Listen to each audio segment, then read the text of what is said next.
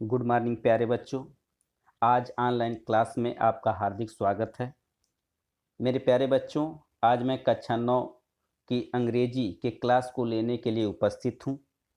आज हम क्लास का आरंभ राल्फ वाल्डो इमर्सन द्वारा लिखी गई कविता the mountain and the squirrel के द्वारा आरंभ करेंगे। तो आइए अब हम इस कविता का अध्ययन करें। तो प्यारे बच्चों, आज हम the mountain and the squirrel का अध्ययन करेंगे। तो इस कविता के अध्ययन से पहले हम इस कविता के राइटर राल्फ वाल्डो इमर्सन के बारे में कुछ जानने की कोशिश करते हैं। Ralph Waldo Emerson was an American poet, writer and moralist of 19th century. His writings are full of great moral advice. His work were published in 12 volumes in 1903 to 1904. अब हम इसका हिंदी में देखते हैं। Ralph Waldo Emerson was an American poet, writer and moralist of 19th century. Ralph Waldo Emerson 19वीं शताब्दी के एक अमेरिकी कवि, लेखक और नैतिक शिक्षाविद थे। His writing are full of great moral advice. उनका लेखन महान नैतिक सलाह से भरा है। His work were published in 12 volume in 1903 to 1904। उनके कामों को 1903 से 1904 के मध्य 12 संस्करणों में प्रकाशित किया गया है। आइए अब इसका हिंदी रूपांतरण भी देखते हैं। राल्फ वाल्डो इमर्सन 19वीं शताब्दी के एक अमेरिकी कवि, लेखक और नैतिक शिक्षाविद थे। उनका लेखन महान नैतिक सलाहों से भरा हुआ है। उनके कामों को 1903 से 1904 में 12 संस्करणों में प्रकाशित किया गया था। आइए अब हम कविता का अध्ययन करना शुरू करें। अब हम the mountain and the squirrel का अध्ययन करते हैं। The mountain and the squirrel had a quarrel, and the farmer called the latter little prig. Mountain का मतलब पर्वत या पहाड़ होता है। द स्क्वेरल यानी स्क्वेरल का मतलब गिलहरी होता है और क्वेरल का मतलब झगड़ा करना होता है। इस प्रकार पहली दो लाइन का अर्थ होगा the mountain and the squirrel had a quarrel, पर्वत और गिलहरी में झगड़ा हुआ।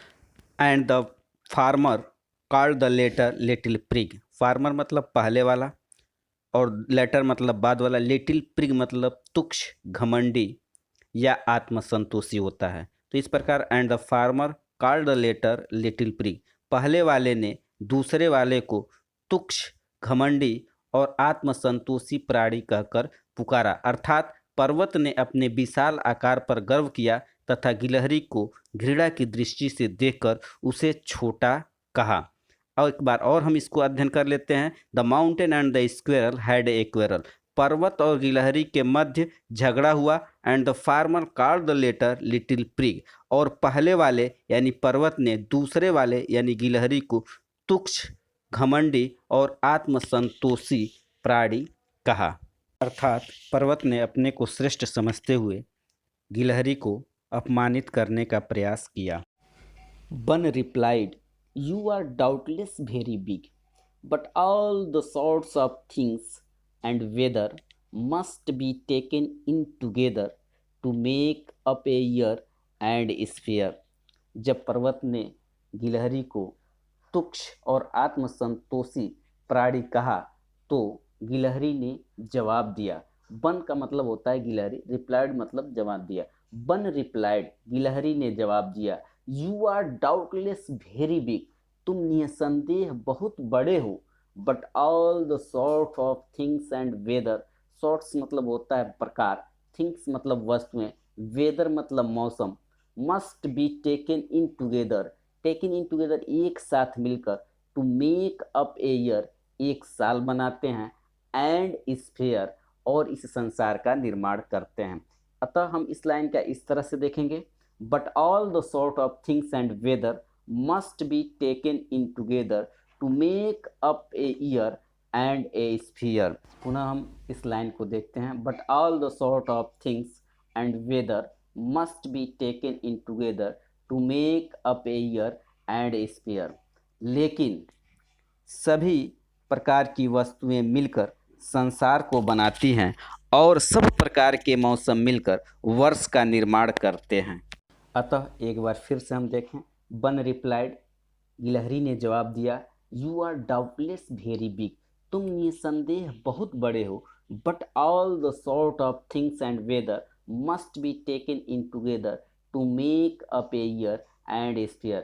परंतु सभी प्रकार की वस्तुएं मिलकर संसार बनाती हैं और सभी प्रकार के मौसम मिलकर एक वर्ष का निर्माण करते हैं। इस संसार में कोई छोटा बड़ा नहीं होता। अर्थात गिलहरी इन बातों से पर्वत को समझाने का यह प्रयास करती है कि संसार में कोई वस्तु छोटी और बड़ी नहीं होती है। सभी वस्तुओं का अपना महत्व होता है, क्योंकि इन सभी वस्तुओं से मिलकर ही इस सुंदर और विशाल ब्रह्मांड की संरचना हुई है, जो अद्वितीय।